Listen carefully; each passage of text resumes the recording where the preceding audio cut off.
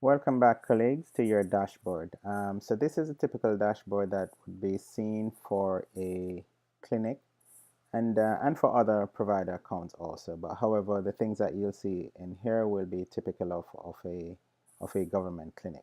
So in the profile itself, you'll see the name of the clinic. You'll see information as to its location in terms of the address.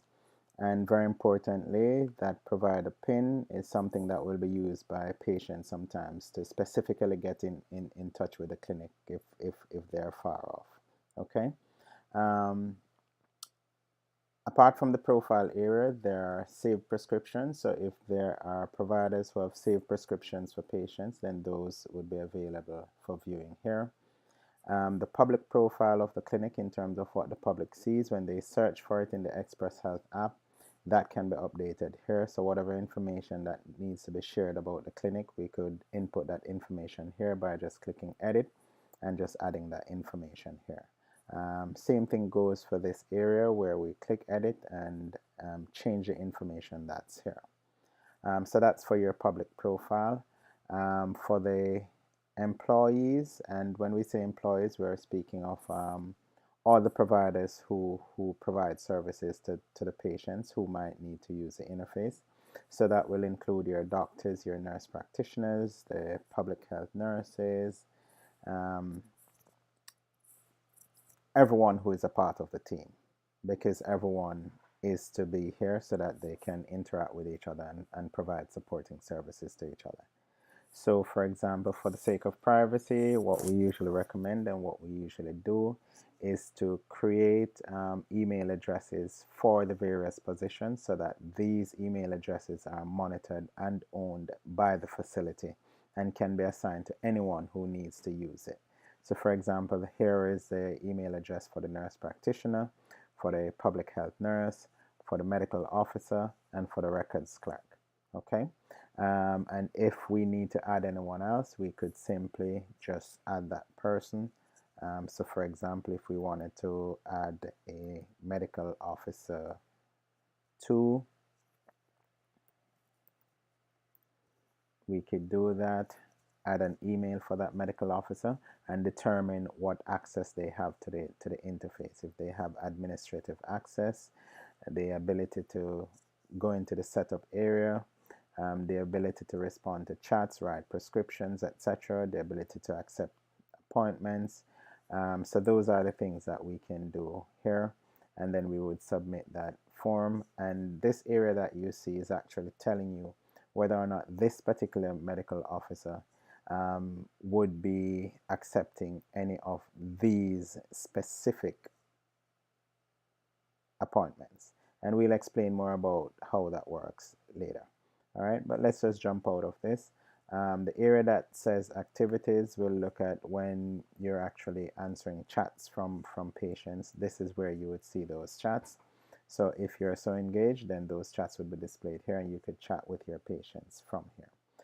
The appointment settings is divided into 4 areas. The area where you see appointment clinics, that simply is about locating your clinic in terms of what is the address of the clinic.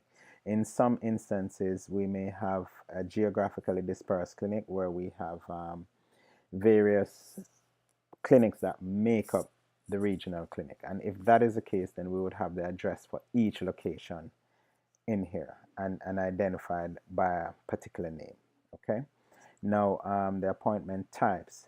These would refer to the various, let's say, the various clinics that are offered at a particular health center. So here is our examples of what these would be: your antenatal care, your child guidance clinic, your counseling, your curative clinics, dental for cleaning, for extractions, those might be different days, for fillings, those might be different days, your diabetic clinic, dressings, etc.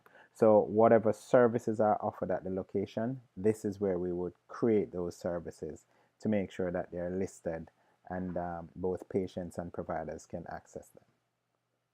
The appointment shifts really just determines the opening time for the clinic, and also it could be used to determine the times that certain services are provided. So in terms of being able to match the time with the particular service, that's where we go to the activate appointments area, where we then would have been able to choose, let's say for example, urgent care. We look at the location we have. It's a single location for the Christiana Health Center. And then we look at the time that that is offered. Is it offered during general opening hours? Is it offered only on the days when we have curative clinic? Is it offered only on Tuesdays? So these were appointment shifts that were previously set up, and more appointment shifts could be created. So for example, we could have created a shift that was from 10 p.m. until 6 a.m.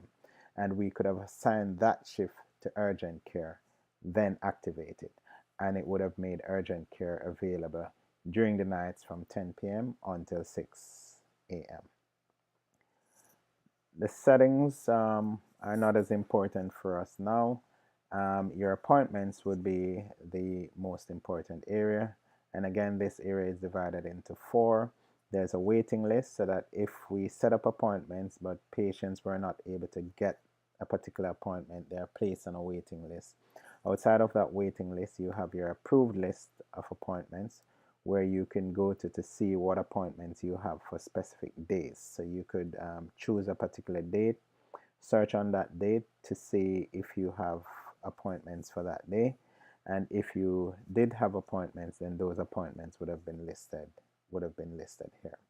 The area that says manual appointments is where you would go to create appointments. So for example, this would be the favorite area of the records clerk, because this is where we would then go to book patients by selecting the clinics that we want them to attend and providing dates for them to attend those clinics. So there we have selected the diabetes clinic, and let's say we're saying we're giving someone an appointment on the 6th. See, it shows up their diabetes clinic on the 6th of June 2018. We click on that and we assign them a time, and once we have done that, then we're able to come in here and enter their information. Okay, so we will get to that in a separate video.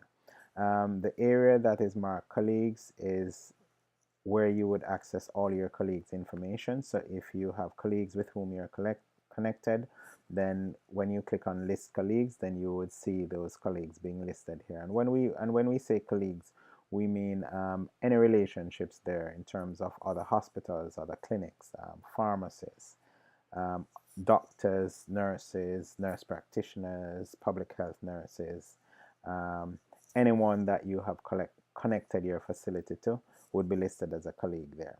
So in order to connect with other facilities or other colleagues, then you go to add colleagues and you would get the list of all the providers who might be on the interface, and you could add them. So we will see that in another video. Okay, so that is the most important aspect of your dashboard that you will be using. Hope you enjoyed. Thank you.